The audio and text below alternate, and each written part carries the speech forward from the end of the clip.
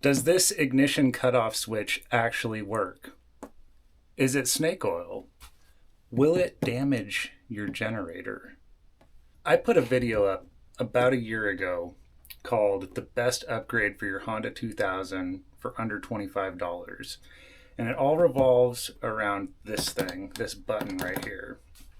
This is an ignition cutoff switch, and it isolates the ignition cutoff function from the fuel shutoff function down here.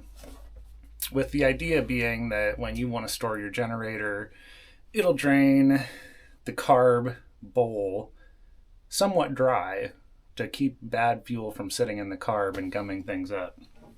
Now, for whatever reason, that video ended up getting a lot of traction recently. A lot of views and a lot of commenters coming out of the woodwork. A lot of them really stoked on it. The product actually, I think sold out on Amazon for a little bit. Some people calling me a straight up idiot, that I didn't know what I was doing. Some people saying that I was going to irreversibly damage the generator by installing this thing. And some people with some actually seriously valid points. Now, the point of this video isn't to get on here and defend myself. I still feel rock solid about this thing. I love it. But I do feel like it's my responsibility as somebody that's made a video about this thing to give you, the viewer, all the information that you may or may not have and let you come to the conclusion for yourself on whether or not this thing is worth it. So today, we're going to be looking at some of those comments from people and addressing them. One more quick note. I'm not paid by this company. I actually believe in this thing and I really like it. I'm going to put a link in the description if at the end of the video you decide this thing is for you and it's something you want to put on your Honda 2000, you can pick it up there. All right. The first comment that I want to address, and the one that I feel is the most legit, is that there is no point for this thing because there is an easily accessible carb drain screw. It's pretty easy to get to. You take this plate off. Right here, there is a small flathead that you can get to, and you just loosen that off and fuel will drain down this tube and out right here. Also, you can see there is the carb overflow and I think a breather that runs down to the same area. Now, this is a good point because when you use this ignition cutoff switch, or rather the fuel cutoff that you've kind of enabled your generator to do by installing this, you're only getting a portion of the fuel out, only down to where that fuel picks up. So when you shut your fuel off here, you let your generator run, let the fuel drain out of the carb, there's still a little bit of fuel sitting in the bottom. That's a good point. But any of those people, if they had watched any of my other videos, will know that I've torn 2 or 3 of these things apart already. I've done full carb rebuilds on them. So yes, I do know that there is a carb drain screw. One of the funny things is, though, I have grown up around these generators. I've grown up around people that have used these generators, whether it be in trailer parks or off-grid. I've seen a lot of people using these things, and guess what? I have never once seen anybody use this drain screw. You know, that could be a them problem or a me problem, but it is a good comment.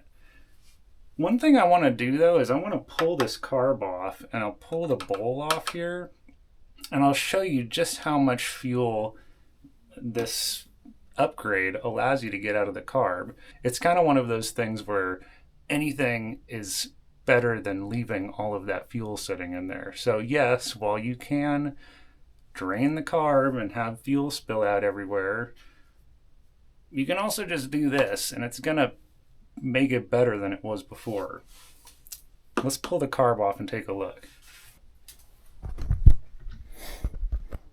All right, I've got this thing torn down enough where I can take this bowl off and show you guys what I'm talking about. So let me do that. All right, so this is the innards of the carb where the gas comes in. I'm not going to talk a lot about that, but gas comes in through there. There's a little float needle that this float controls. And fuel, you'll notice this right here is threaded. So that's where the float bolt goes through and threads up in there. Now to make the thing run, gas goes in that hole right there. So that means that when this thing is flipped upside down and you use this thing, so when you want to drain it out for whatever extended period of time, you shut the fuel off, all the fuel will slowly start draining down as the generator runs until it hits that hole. Remember, this carburetor is upside down, so normally it's like this.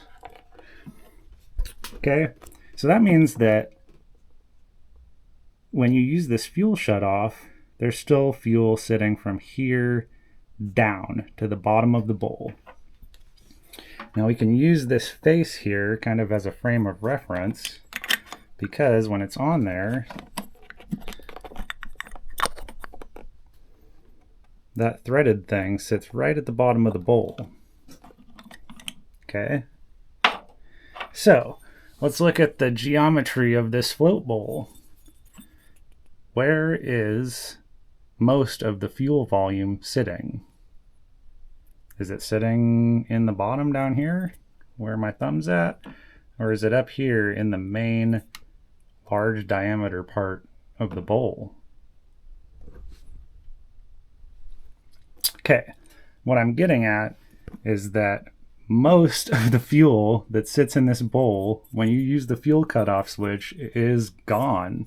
Okay, all that's sitting in there is the distance from the bottom of this bolt-in section to this little tiny hole. Okay, that means that it's all sitting in there. So I would be willing to bet that that is less than 10% of the total volume of this thing.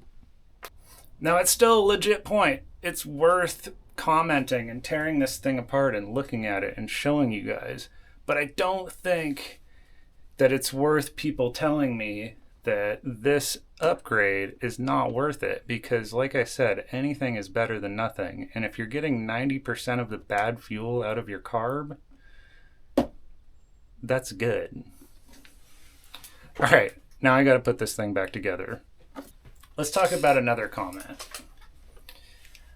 A lot of people really liked this guy that said, I just use Sta-Bil.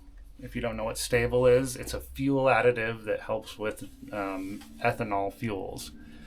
Sta-Bil is great. I use Sta-Bil. This generator has Sta-Bil in it now.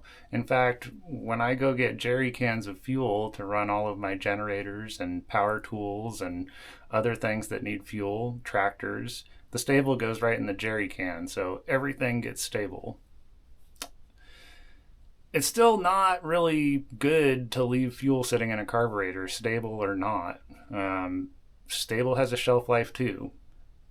This video that I made was not about Sta-Bil. So yes, if you use small engines, generators, you should use Sta-Bil. All right. One of my favorites though is people, more than one person actually, telling me that this upgrade was going to irreversibly damage the generator. And these were people that were apparently certified Honda technicians. I don't buy it. In Honda's new generation of generators, the 2200, they actually built this functionality into the generator. So rather than having an ignition shutoff button up here that you have to install, you turn your fuel shutoff switch about 2/3 of the way down. That allows you to drain the fuel out of the carb. So the generator will keep running until this float bowl is dry. And if you want to shut it off instantly, you just turn it the rest of the way, and there's your ignition cutoff. So I find it hard to believe that the engineers at Honda would build that functionality in if it wasn't something that they intended to do. Okay? Another one that I got. Why would you do this when it's going to void the warranty on your generator? This generator is 15 years old. If Honda has a 15-year warranty, I do not know about that, but I have not had any problems that have warranted a warranty. So I'm not worried about the warranty. It's not going to hurt your generator. I had another guy say it was going to mess up the connecting rod and piston, and that's just not true. It doesn't have anything to do with the guts of the engine in that way. So anyway, there's other comments I could talk about. Those were the main ones I wanted to address. I think that I owe it to you guys to give you a little bit more information, but you know, I can't always think of everything that needs to go in a video. Anyway, unfortunately, I don't think that many of those people that think that I'm an idiot and going to blow up my generator by putting this thing in are going to be watching this video. But for those of you that found the channel through that other video,